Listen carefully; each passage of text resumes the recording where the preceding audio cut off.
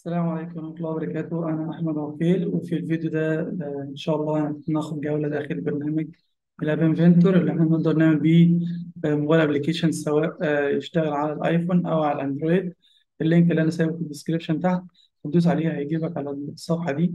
فهنيجي هنا ندوس على كرييت أبس، هيفتح لنا هنا صفحة. المفروض إن أنت لو مش مسجل هيجيب لك الويندو اللي أنت تقدر تسجل بيها. بس هسجل باسم دوت. بعد كده يبدأ يخش على البرنامج نفسه. كده احنا مش شغالين اونلاين. طبعا احنا قلنا في طريقة تانية اللي هو نقدر نشغله على الويب باستخدام الانترنت، او ان احنا ننزله عندنا على الكمبيوتر ونستخدمه من غير الانترنت. هنا هنزل تحت هنا وادوس على كونتينيو. طبعا هنا عندي الخانات اللي موجودة هنا، في عندي بروجكتس من الحاجات اللي كنت أنا عاملها قبل كده. هنا عايز أعمل بروجكت جديد.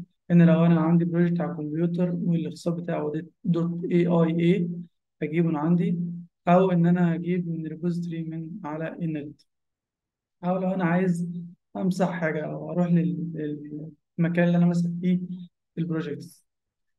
وبقية الحاجات دي مهم إن إحنا دلوقتي تعالى نبدأ الأول كده، نقول له ستارت نيو بروجكت ونسميه نسميه تيست 1. ما هيفتح لنا ده هيكون الشكل لما بعمل بروجكت جديد. لو جينا بصينا هنا على الشاشة دي، في عندنا هنا كلمة اسمها باليت، في عندنا فيور، في عندنا كومبوننتس، في عندنا بروبرتيز. تمام. طيب لو بصينا هنا فوق خالص في المكان ده، هنلاقي في عندنا ديزاينر وفي بلوكس. الديزاينر ده المكان اللي انت بتصمم فيه التطبيق بتاعك، الشكل بتاعك وعدد الصفحات اللي موجوده عندك. في البلوكس ده المكان اللي انت بتكتب او تعمل فيه البلوكس بتاعتك عشان نشغل التطبيق. لو جينا رجعنا للديزاينر، هنا مقسمه في تايتلز. يعني هنا عندنا اليوزر انترفيس جواه شويه كومبوننت، في عندنا اللاي اوت شويه برضو جواه شويه كومبوننت، برضو في عندنا الميديا جواه شويه كومبوننت وكذا حاجه. لو جينا بدأنا في اول حاجه اليوزر انترفيس دي، اي حاجه ليها علاقه بالشكل نفسه. فانا عايز احط بوتن، احط تشيك بوكس، او داتا بيكر ان انا اختار منه عايز اللي هو يختار مثلا تاريخ ميلاد. لو انا عايز احط صوره عندي في التطبيق اللي هو ايمج. الليبل ده اللي هو زي الستيكر، يعني هو مكتوب كلمه بس مش بغير فيه. هنا الليست بيكر اللي هو لو في عندي ليست واختار منها. الليست فيو اللي هو يختار منها برضو. نوتيفاير اللي هو لو انا عايز اطلع نوتيفاير معين. دي كلها حاجات ليها علاقه بالانترفيس. وبرضه لو شوف من الحاجات المهمه جدا اللي هو التكست بوكس، وعندنا الباسورد تكست بوكس. لو التكست بوكس ده اللي انت بتكتب فيه مكان كده بتكتب فيه اي حاجه. الباسورد بيكون عباره عن نجوم، يعني مش هيظهر اللي هي الرقم اللي انا بكتبه. تاني حاجة هي اللي اوت. هو أنا عايز أحط كذا كومبوننت جنب بعض، فبيكون الهوريزونتال ارينجمنت بس محددة. الفرق ما بينها وما بين الهوريزونتال سكرول ارينجمنت. السكرول دي زي فكرة الفيسبوك، بس دي بالعرض. هنيجي شوية ونشوف الفيرتيكال ارينجمنت والفيرتيكال سكرول ارينجمنت بتبقى بالطول، ان انا اقدر احط اكتر من حاجه واقدر اطلع بالشاشه لفوق، زي ما هوريكم دلوقتي حاجه كده في الفيديو. ونفس الكلام بالنسبه للهوريزونتال سكرول ارينجمنت. التيبل ارينجمنت لو انا عايز احط اكتر من حاجه. فكره الكلام ده ان انا ازاي اظبط الشكل بتاعي، يكون عندي حاجه بالشكل دوت. حاجه زي ما يكون انا حاطط كذا كومبوننت جنب بعض، زي ما ظهر قدامك كده بالشكل ده، ان انا احط كذا حاجه تحت بعض بالشكل ده برضه. هنا اي حاجه لها علاقه بالميديا، ان انا لو عايز استخدم الكاميرا الموجوده في الموبايل، ان انا اخليه يطلع الصوره او الايمج بيكر من الموجود على الموبايل، البلاير او الساوند. فاي حاجه لها علاقه بالميديا موجوده هنا. هنا برضه السبيتش اوردينايزر والتكست تو سبيتش، ان انا اكتب كلام واخليه يتحول ل اكتب كلام خليه يتحول لصوت. في عندها دروينج الانيميشن، دي بتبقى شويه اكتر ليها علاقه بالالعاب وكده. لو انا عندي الكانفاس ده المساحه اللي انا بلعب فيها، هنا الايمجز بتاعت البول دول حاجه زي الكائنات كده اقدر احط فيها اي كائن معين. في عندي بعد كده اي حاجه لها علاقه بالمابس موجوده هنا. التشارتس لو انا عايز اعمل تطبيق فيه تشارتس. سنسور لو انا عايز استخدم اي سنسور موجود عندي في الموبايل ابلكيشن هتلاقيه موجود هنا. ان هو مثلا سيرموميتر مثلا اللي هو بيقيس الحراره. الاكسلروميتر اللي هو الزاويه بتاعتي، الباركود سكانر لو انا عايز استخدم الباركود بتاعي في تطبيق معين، اللايت سنسور، وسنسورز كتيره جدا موجوده هنا.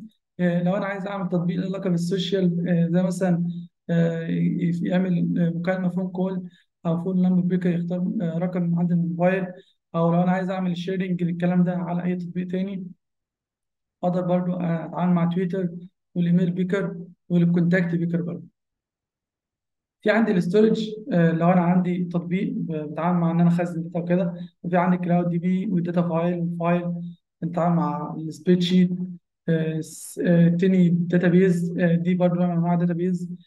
بص الحاجات دي كلها يعني بنوريك قد ايه هو فعلا الاب انفنتور ده حاجه كويسه جدا، وحاجه بتقدر تعمل بقى تطبيق. يعني في ناس بتبقى عندها ستارت اب او عندها شركه صغيره وعايزين يعملوا ديمو للمشروع بتاعهم، فيجي يستخدموا الاب انفنتور. في عندنا كونكتيفيتي، لو انا عايز بقى اعمل مثلا تطبيقين يكونكتوا ببعض عن طريق البلوتوث، ففي عندي واحد هيكون كلاينت واحد هيكون سيرفر. لو انا عايز اتعامل مع الاردوينو فبرضه بتعامل معه عن طريق السيريال دوت. لو انا عايز اتعامل مع الويب بفتح حاجه على الويب وكده، او اتعامل كانه هو برضه يكونكت بالاي بي معين، فبرضه استخدمه عن طريق الويب. هنا الليجو، لو انا بستخدم الليجو دي بتكون عباره عن مكعبات كده بقدر اكونها واعمل بيها روبوت، واقدر ابرمجها عن طريق برضه البرنامج اللي هو الاب انفنتور. في حاجات بقى لسه هنا الاكسبيرمنتال، دي معناها ان هي لسه بتتجرب زي الفار داتابيز، ودي من الحاجات الجامده جدا جدا يعني. وهي فكرتها ان انا اقدر كونكت يعني الداتا بتاعتي هطلعها على الفاير بيز، والفاير بيز ده اقدر استخدمها في حاجه تانيه. دي بتستخدم غالبا في في الحاجات اللي لها علاقه بالاي او تي وكده. يبقى انا عندي حاجه نقطه في النص كده بتاخد داتا تبعتها لمكان تاني، او لو جات لها داتا تبعتها على الموبايل. آه، بس ده كده كان الجزء الاول هو الباليت، اللي هي الكومبوننت اللي انا اقدر احطها في السكرين بتاعتي هنا، واقدر اعمل الصفحه بتاعتي. طبعا هنا اقدر اعمل كذا صفحه. هنا لو بصينا هنا هنلاقي في سكرين 1، لو دي جنبها هتلاقي في اد سكرين. اد سكرين دي هيضيف اكتر من سكرين، لو مثلا سكرين بعمل فيها لوجن، سكرين تانيه بيجيب لي مثلا ان انا مثلا لو انا بعمل تطبيق لعبه مثلا، اللي هو الليفل الاول لو خسرت بيوديني على اللي هو الصفحه اللي انا خسرت فيها، ان هو يقول لي ايه ارجع تاني للستارت وكده. هنا اقدر برضو لو انا اقف عند صفحه معينه اعمل ريموف للسكرين. هنا لو عايز اعمل لها ايه التطبيق بتاعي اعمل ببلش على الجاليري، اللي هو الجاليري ده زي ستور كده تبع الانفنتور، بقدر اعمل له ايه ببلش للتطبيقات بتاعتي. عندنا هنا في البروجكت زي ما شفنا في الاول، ان انا اجيب كل الحاجات اللي انا كنت اعملها، ان انا اعمل بروجكت جديد، وان انا ارفع البروجكت عندي من على الكمبيوتر. الكونكت هنا عشان اجرب، في عندي كونكت بجرب اثناء ان انا بشتغل، اللي هي كومباين ده بنزل تطبيق عندي على الموبايل بيكون اسمه اي اي كومبانيون، واقدر اعمل له كونكت، واقدر اعمل ايه اقدر اتست الموبايل وهو شغال. وفي عندي ايميوليتر ده بعمل له ايميوليت عندي على الكمبيوتر، او ان انا اوصل الموبايل بتاعي بيو اس بي واشغله على طول عن طريق اليو اس بي. في عندي البيلد بقى، لا انا بجنريت الدوت اي بي كي، او تطبيق اندرويد عادي، او دوت اي اي بي. في عندي سيتنج مثلا، لو انا عايز مثلا اعمل ديستريبل البروجكت اوتو لود، ان هو لما اجي افتح البرنامج ده نفسه تاني لا ما يفتحليش البروجكت تاني، لا اعمله ديسيبل. وفي عندي طبعا الهيلب ان هي بتساعدني. بعد كده عندنا الكومبوننت اي حاجه بحطها هنا بتظهر عندي هنا في الشكل دوت بشكل معين. يعني لو جينا مثلا حطينا مثلا كذا حاجه كده بالشكل ده، كل حاجه بحطها من هنا بتكون موجوده عندي في المكان ده. طيب كل حاجه من الحاجات دي بحطها اقدر يبقى ليها اسمين. الاسم الاول اللي هو بيكون ظاهر عندي على الشاشه، وده اقدر اغيره من مكان من هنا من الخصائص ذات. يعني مثلا تيست في البوتون 1 لو جيت سميتها كده هيبقى ايه ده الاسم اللي بيظهر على الشاشه. طيب الاسم اللي هو يظهر عندي في البلوكس لما اجي ابرمج بقدر اغيره منين؟ من هنا من رينيم. مثلا اقول له ايه بي تي ام 1 مثلا، فده كده ايه اللي انا الاسم اللي انا بغيره في البرمجه. انما هنا بيكون الاسم اللي هو انا بيظهر عندي على الشاشه. طيب لو جينا بصينا ان الحاجات دي محطوطه على الشمال كده، ازاي اخلي الحاجات دي في النص؟ اولا اي حاجه جوه السكرين دي بنسميها تكون هي تشايلد للسكرين، تمام؟ فعشان اخليهم كلهم في النص بدوس على السكرين اللي هي البيرنت او اللي هي الحاجه الاساس، واقدر اغير هنا في الايه الاين هوريزونتال. يعني هخليها تتظبط بالنسبه ايه على الجنب، على الشمال او في النص او على اليمين. لو خليتها سنتر هنلاقي ان ايه بقت في النص. طيب اللاين فيرتيكال انا بقى بحطها في وضع لا اما في الشاشه توب او في السنتر او في البوتtom. لو جيت حطيتها في السنتر تلاقي بالشكل ده. طبعا هنا الاب نيم، هنا اسم التطبيق اللي انا عامله، اقدر اغير اسمه من هنا. لون الخلفيه، الباك جراوند ايمج، لو انا مش عايز احط لون خلفيه احط ايمج صوره معينه. وفي هنا خصائص كتير جدا هتعرف عليها بعد كده. بس هي الفكره ان كل الخصائص لكل حاجه، عشان اغير الخصائص بتاع مثلا البوتون بس، فهدوس عليه واجي اغير في كل الخصائص بتاعته. يعني مثلا الخط بتاعي، النوع الخط اللي انا بكتب بيه، هنا الهايت بتاعه، يعني هو عرضه قد ايه وارتفاعه قد ايه. دي كلها لكل واحده من دول بيكون لها خصائص. ده كده بالنسبه للبروبرتيز. هنا لو لاحظنا في عندنا ميديا، اي حاجه ليها علاقه بالميديا، صور او كده، لما انا عايز ارفعها بدوس هنا على ابلود فايل، واقدر اختارها وتكون موجوده عندي هنا في التطبيق من عن طريق المكان ده. لو دوست على ابلود فايل اقول له تشوز فايل، هنا هيفتح لي الايه الكمبيوتر. آه، بعد كده عندنا الجزء الثاني اللي هو البلوكس.